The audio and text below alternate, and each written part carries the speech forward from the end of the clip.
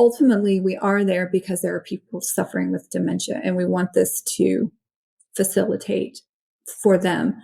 But if we're just sitting around watching them, that's not what this is about. We want them engaging in the same thing that we are doing.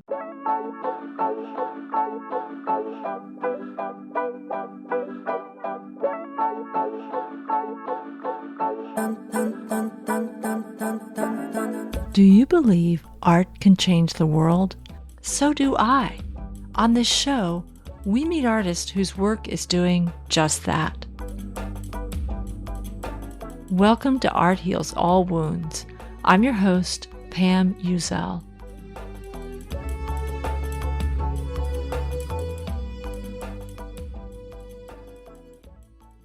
Today's guest is Heather Dawn Batchelor, working in Arts and Health Ocala Metro in Florida. Growing up, Heather's family gave her the gift of art. Both of her parents were artists, so she probably inherited a bit of that creativity. But more importantly, art was a family practice, used to work through difficult times and emotions, and also to express joy. Heather is an internationally recognized artist known for her expressive abstract work, but she spends a large part of her time giving the gift of art to others. She's one of the arts and health practitioners that I met last spring at the Arts and Health Intensive at the Center for Arts and Medicine at the University of Florida in Gainesville.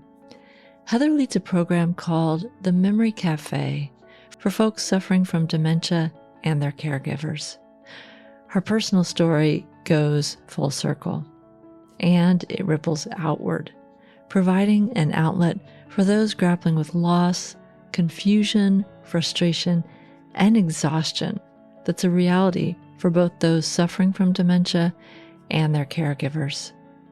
In the welcoming space of the Memory Cafe that Heather leads, she's creating a community of creativity and support.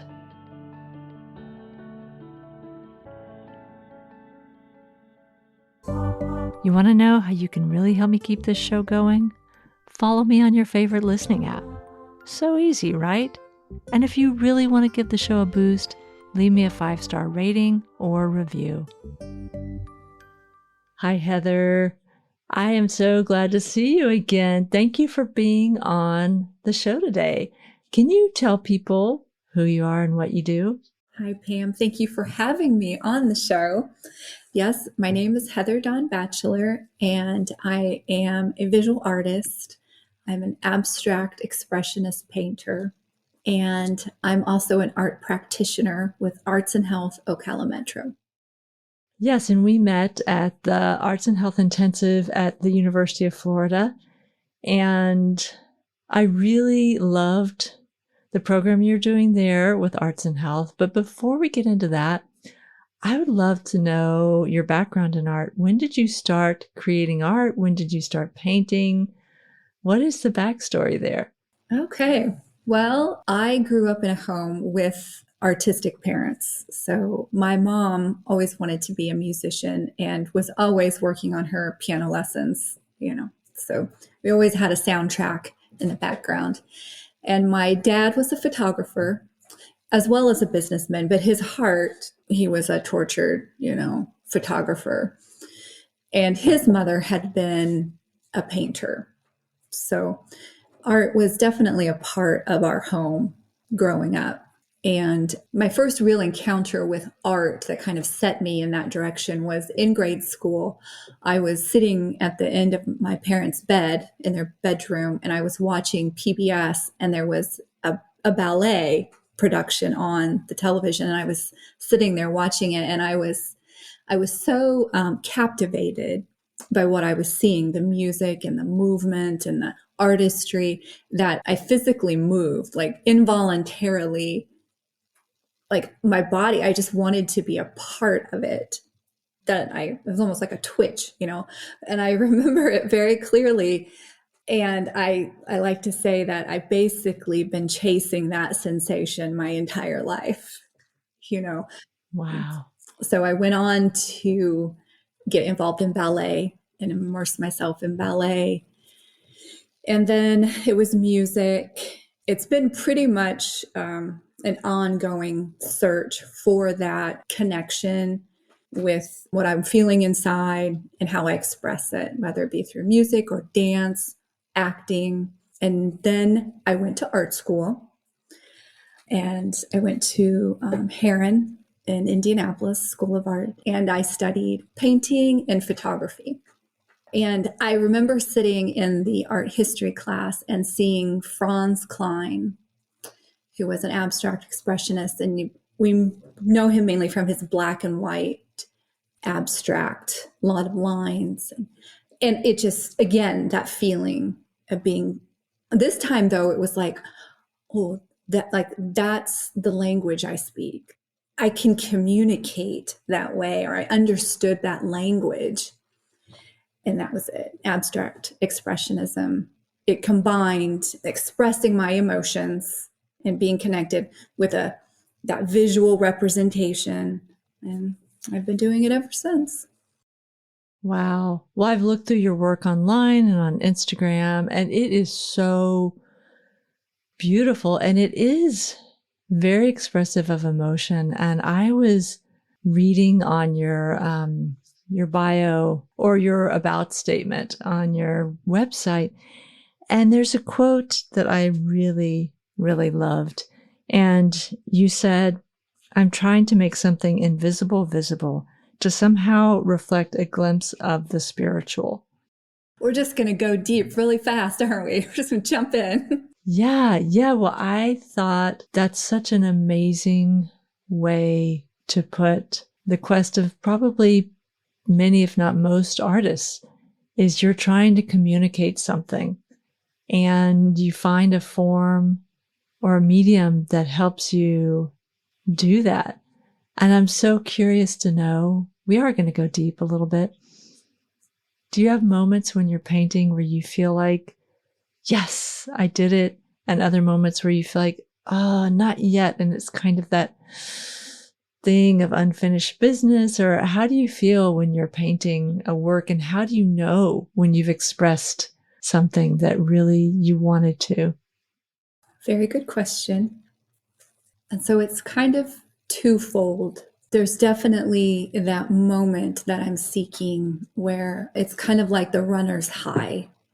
You know, it's like all the preparation, all the study, all the past experience comes together, and you're able to just be free, like, or like a ballet performance. You've practiced and you've done the rehearsals, and now it's time for the performance. And you go in, and you shouldn't have to be thinking anymore, where do I go? What step comes next?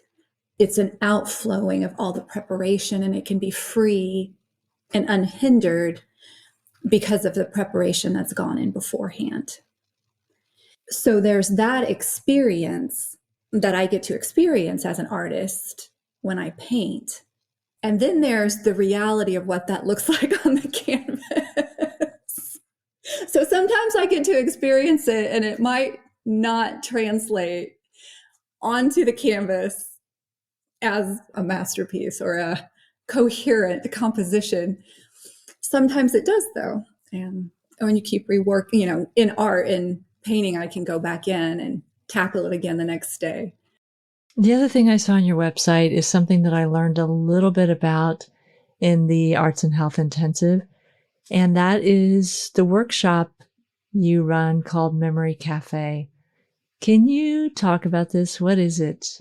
What is the Memory Cafe? So the Memory Cafe it's a once a month program put on by Hospice of Marion County here in Ocala, Florida.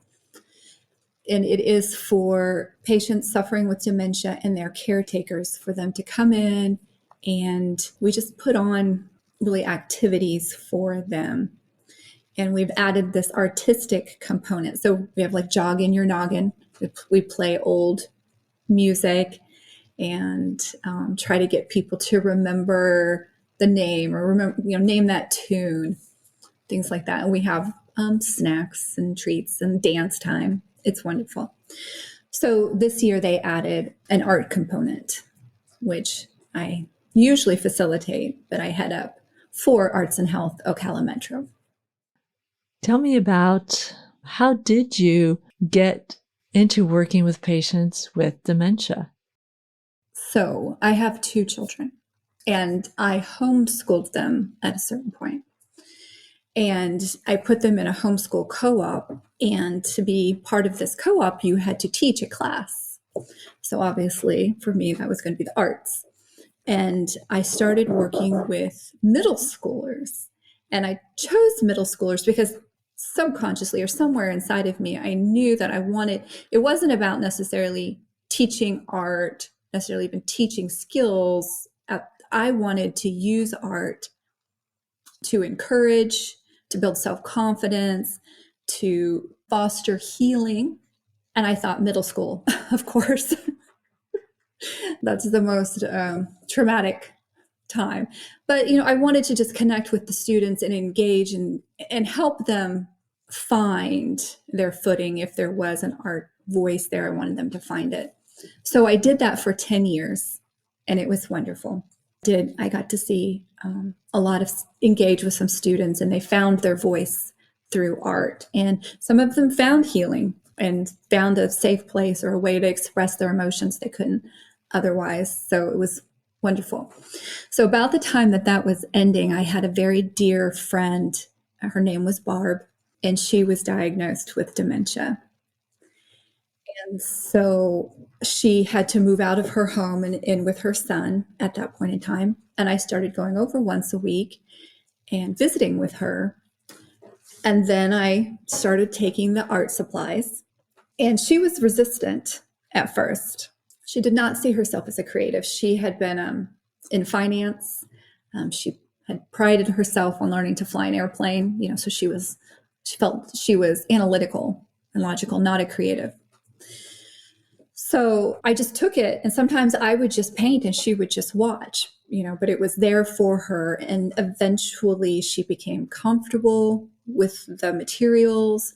She decided to pick it up and just try it. And I was able to use this with her for years as she progressed. And it was interesting to note that while her dementia progressed and worsened, her art progressed and got better. Wow. And she ended up having a coherent body of abstract work that I was able to frame and, give to her family and friends.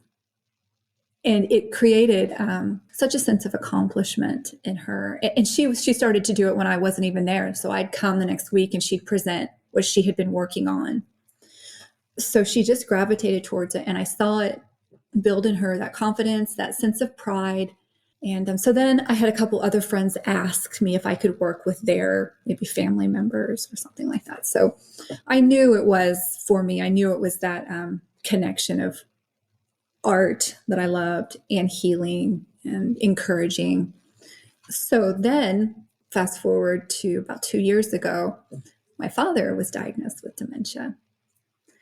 Mm-hmm. So that thread continues to, that dementia is in care, and facilitating the best care is important to me still. Wow, I did not know about your father. How is he doing? He's doing okay. He and my mom are both, if anyone is familiar with dementia and dementia diagnosis, there are several stages, including denial and this isn't what we thought our life was going to look like at this age. And especially my mom, she loves to travel. And so they're dealing with a lot, just not the diagnosis and the treatments, but also like how it's affecting their life. And so, I've taken my paint set over there. Don't worry. I showed up with my handy paint set to help them. It is interesting that you've had so much experience in this area, and we don't know what things are going to occur in our lives and the lives of our loved ones, but I am really happy that you do have this experience. I'm happy for your dad and your mom and for you. I imagine it's challenging for you as well. Absolutely. Art is still part of my self-care as well, a big part of it. So yeah, when things get stressful and overwhelming, it's definitely where I go to deal with my stress and relieve some emotions. Yeah, I'm just hoping the best for your dad and mom. I appreciate. So when you do the Memory Care Cafe, these are mostly people who, I'm sure you know them now, but are just people who are coming for care and art therapy through the county. And I'm wondering about working with these people. First of all, what types of people come in? Just anyone? Like, It's such a broad, it's so wonderful. It's all kinds. It's so wonderful to get the opportunity to sit down with them and look them in the eye, talk to them about why did you paint this? Why'd you choose this color? And you get these wonderful stories about, well, my wife used to paint. She may be gone now, but she was a painter. And a lot of times the stories aren't about the art. It's about their past experience, and it's just an opportunity for them to share. And she always wanted me to paint, but I never would. And here he sits now, and so the stories are wonderful. do you find that a lot? That there are a lot of people who never thought that they could be creative or artistic? Absolutely. The challenges with the Memory Cafe are very similar to middle school. I have the resistant boys or the mean girls, or it's all the same. But I still have that same. There's some that just don't want to participate. They're afraid that they're going to be judged. They're afraid they're not going to be good enough. They're afraid to be that vulnerable, or if I don't have a skill at a certain level, then I'm just not going to do it. And working past that, is a challenge for sure. And then what about caregivers who come with them? Do they also participate in art? They do. And that's been the most eye-opening part of this for me. I've seen it work with dementia patients before. I've experienced that. But the caretakers came in, and they would want to talk. They're exhausted. They're overwhelmed, and they need art therapy. And again, the art is very much a component, expressing, but the art is building self-confidence. It's healing. It's keeping pride intact, or a sense of accomplishment, as well as expressing emotion. And the caretakers need that as well, that opportunity to, like, again, have someone look at them in the eye. And we're kind of talking about art, but we're kind of talking about life. And he didn't sleep at all last night, and I'm exhausted, and those types of things. So yes, the caretakers need it just as much. We all need it. It's so interesting because I never do visual art ever until we did the arts and health intensive. And then they were making us do it quite a bit. And it is such a break for your brain. You're using a completely different part of your brain. Mm-hmm.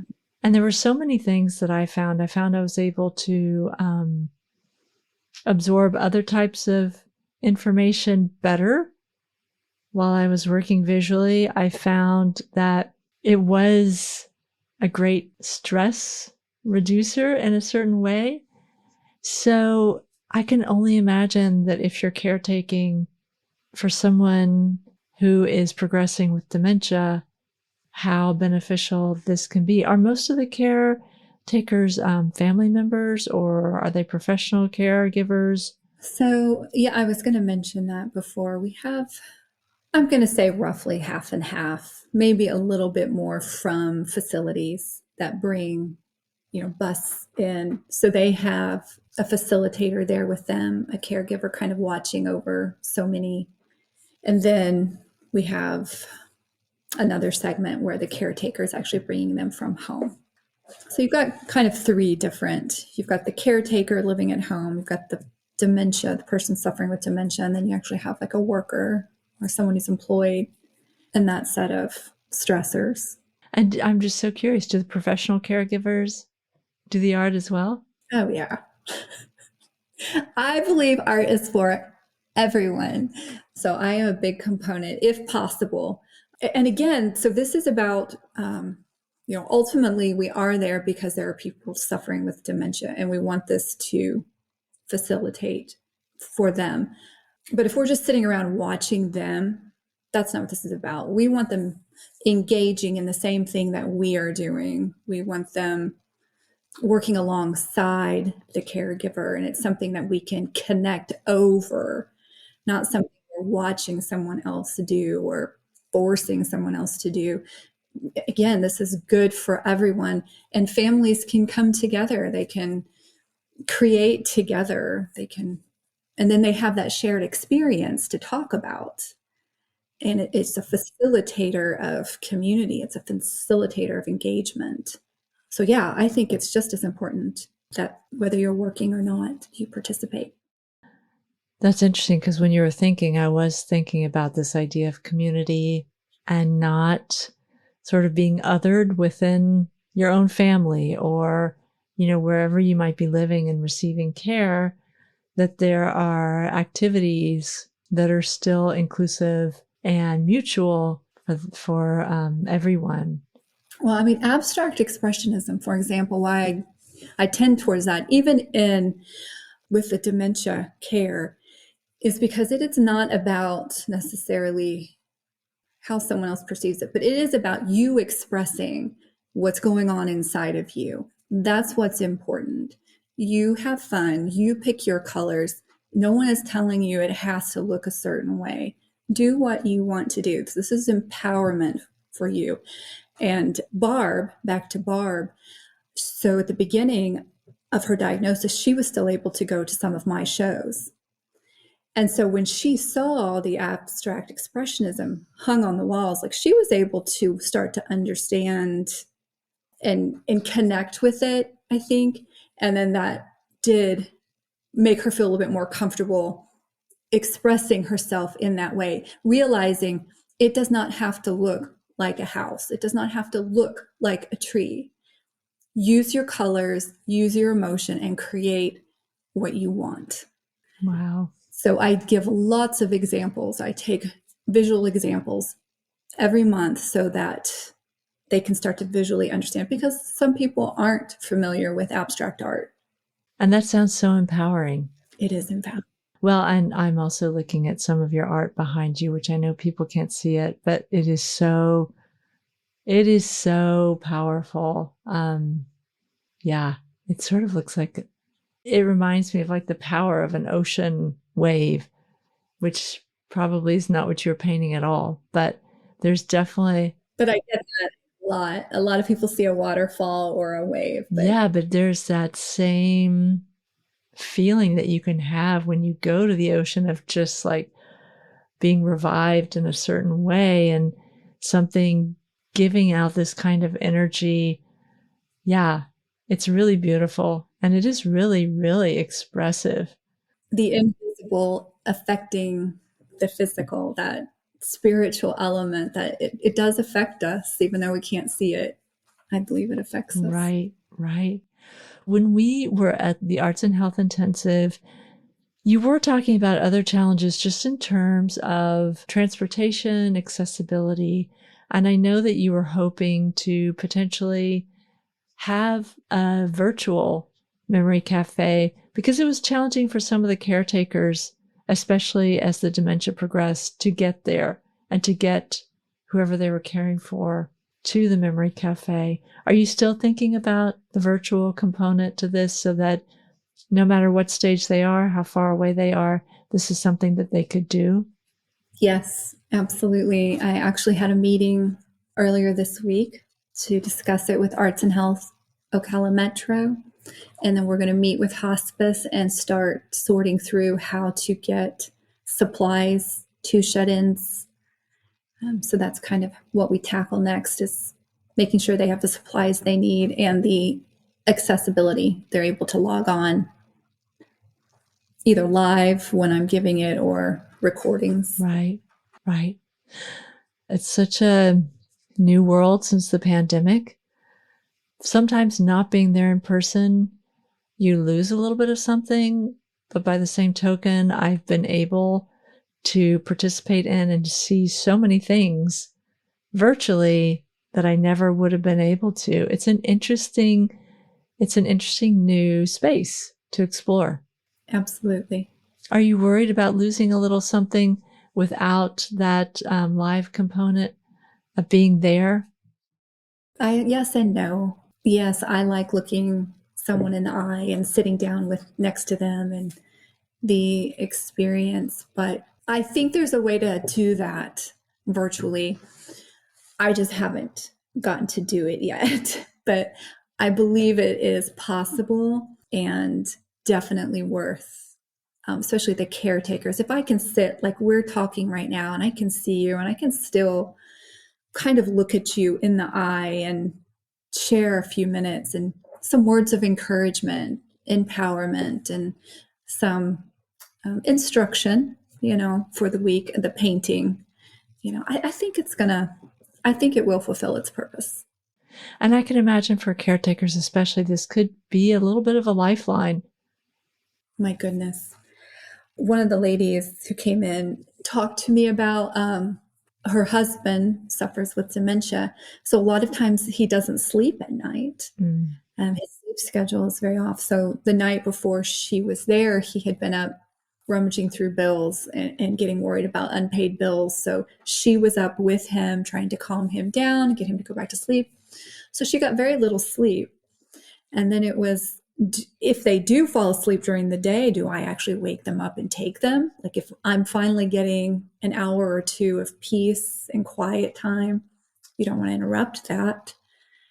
And then just being tired to drive, because they drove about 45 minutes and they're an elderly couple. So there's a need, definitely.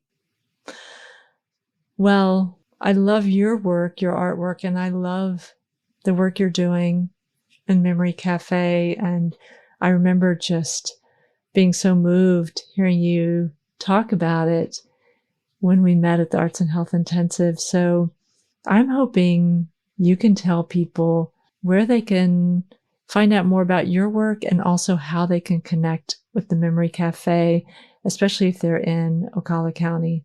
Is that Ocala County? Is it a county in Florida? So it's Marion County. Marion County. And then Ocala is the city. Okay. So my website is heatherdawnbatchelor.com. And I have an email address on there. So feel free to email me any questions. And if I don't have the answers, I'll reach out to Arts and Health and find them, or, transfer you on to the resource, to the correct resource. As far as the Memory Cafe, that is put on through Marion County Hospice. So you can Google that very easily. They have a website and find out all the information.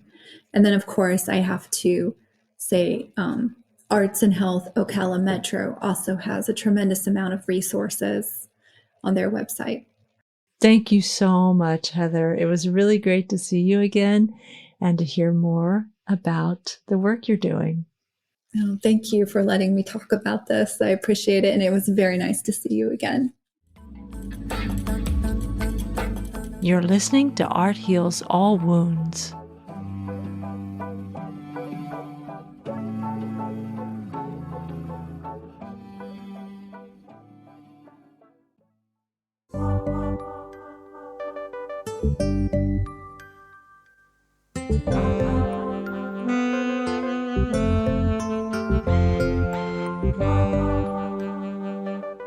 Thank you to Heather Dawn Batchelor for sharing the story behind her work, both as a painter and in leading the Memory Cafe. Her story really moved me. I'm really glad that such a space exists. I'll put links to Arts and Health Ocala Metro in Florida and also to Heather's website so that you can see her work. I think you'll find it to be very, very beautiful and moving. If you want to keep in touch with me, I'd love for you to go to my website and sign up for my newsletter. I'm not a frequent writer, but it's a great way to find out updates about the podcast. You can also reach out to me through my website with any messages or feedback that you want to share. Thanks for listening. The music you've heard in this podcast is by Ketsa and Lobo Loco. This podcast was edited by Eva Hristova.